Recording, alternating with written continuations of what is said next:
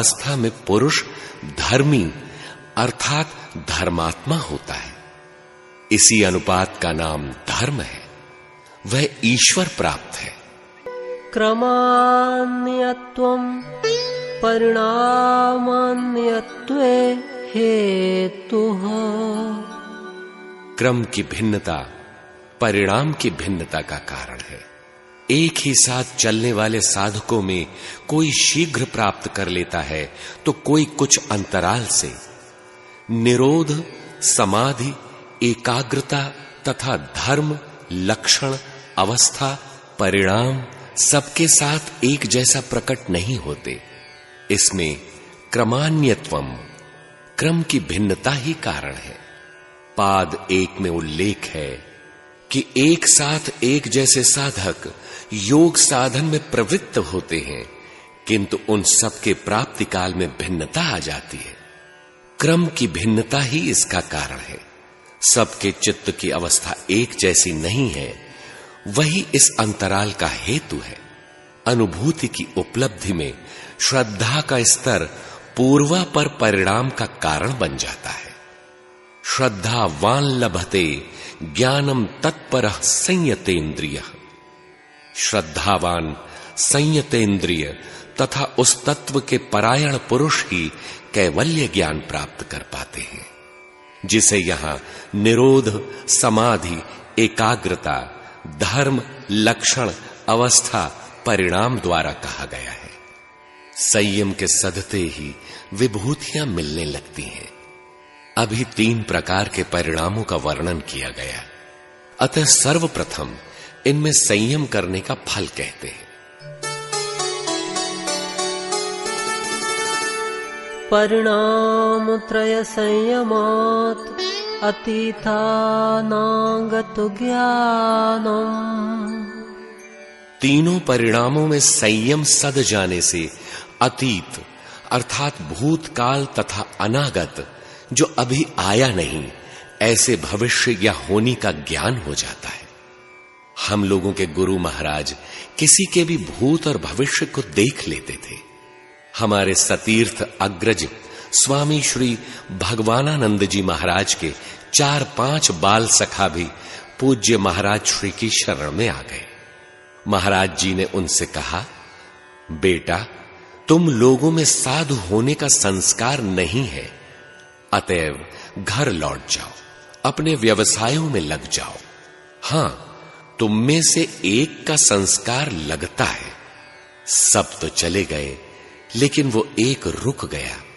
महाराज जी बोले, बेटा, नाम तो यही है गुलाब सिंह, लेकिन वह व्यक्ति तुम नहीं हो, कोई दूसरा ही है। उसे भी महाराज जी ने किसी प्रकार समझा बुझा कर वापस भेज दिया। इस घटना के 2 वर्ष पश्चात हम अनसुईया आश्रम पहुंचे। मेरे आश्रम पहुंचने से पूर्व ही पूज्य श्री को भगवान ने अनुभव में दिखाया कि एक नदी है, उसमें किंचित काला जल बह रहा है, भयंकर लहरें उठ रही हैं। नदी के तट पर एक नवयुवक बैठा विकल होकर रो रहा है। पूज्य श्री वहां आते हैं, कह रहे हैं, क्यों रोते हो? जल में उतरो, पार हो जाओगे। मैं हूं ना, मैं देख रहा हूं, डरो मत, इस तरह तैरो। युवक तैरने लगा। 4-5 मीटर तैरने के पश्चात युवक को प्रोत्साहित करते हुए महाराज जी ने कहा, बस बेटा, ऐसे ही तैरते रहो, पार हो जाओगे। प्रातः गुरुदेव ने इस संकेत पर विचार किया कि नदी भावसरिता है, इसकी भयंकरता इतनी है, उत्ताल तरंगे इसे अगाध और अगम बना रही है। कोई युवक इस भावसरिता को पार करने के लिए विकल है, जिसका मार्गदर्शन करना है। हम पर दृष्टि पड़ते ही महाराज जी ने मुझे पहचान लिया और बहुत प्रसन्न हुए। संतों में मेरी श्रद्धा थी। अभी तक जितने महात्माओं को हमने देखा था, महाराज जी सबसे अच्छे प्रतीत हुए। घोर जंगल का एकाकी निवास, दैदीप्यमान चेहरा, सौम्य मूर्ति, स्नेहिल व्यवहार। हमने सादर प्रणाम किया, बैठ गए। महाराज जी ने कुशल क्षेम सामान्य परिचय लिया। 10-5 मिनट की वार्ता के अनंतर उन्होंने पूछा, साधु तो नहीं होना है?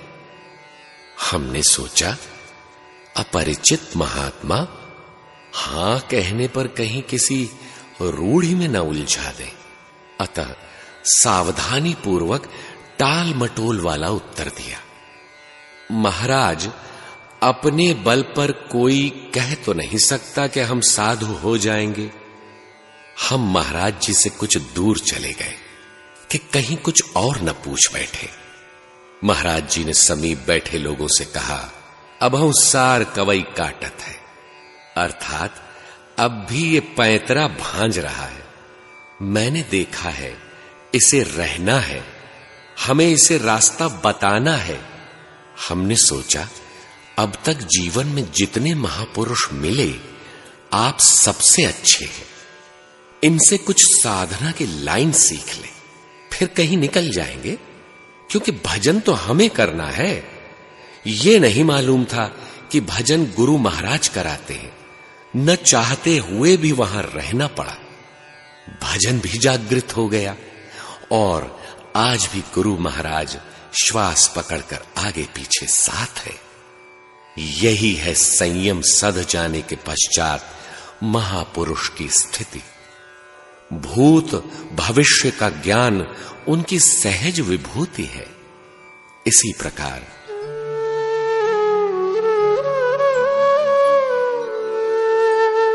शब्दार्थ प्रत्ययानाम् इतरेतराध्यासात्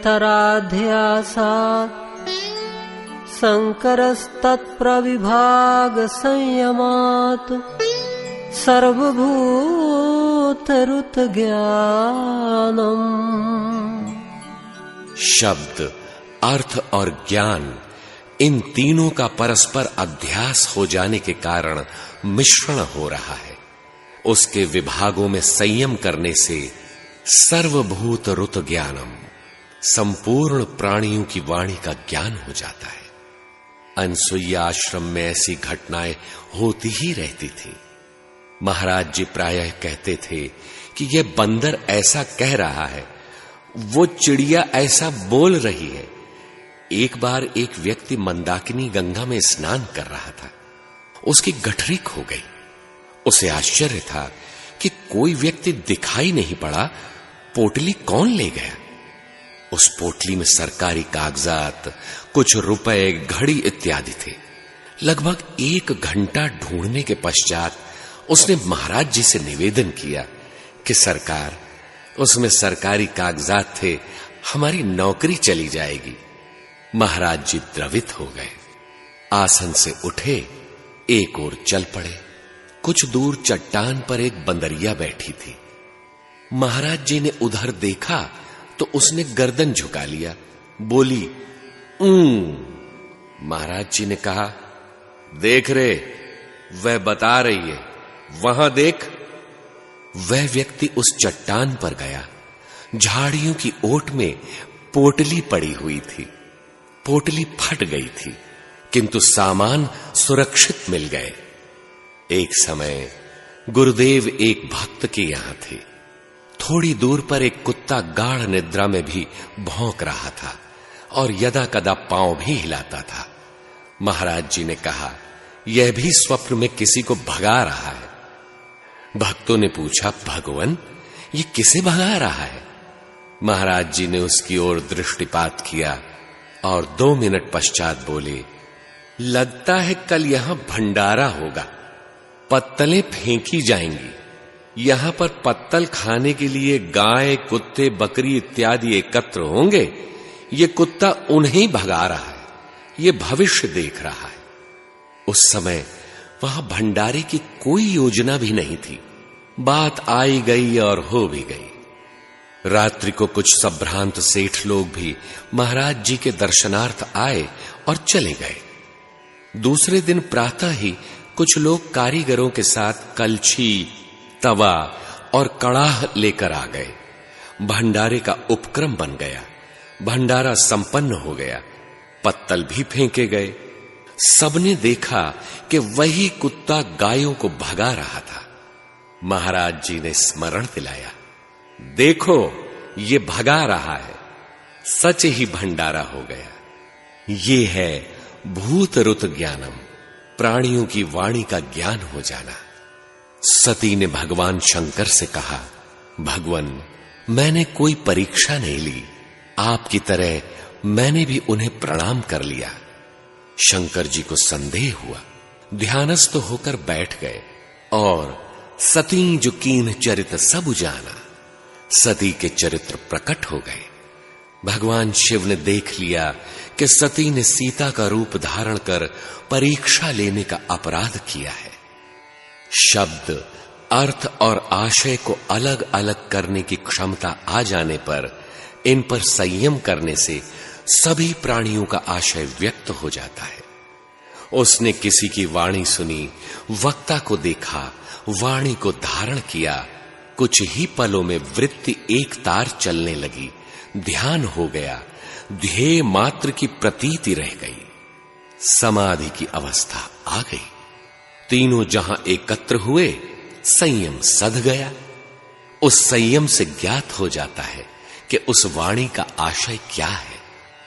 यह समस्त क्रिया मिनट 2 मिनट में संपन्न हो जाती है, क्योंकि संयम सध चुका है। अब देखें, प्रकारांतर से संयम और विभूतियां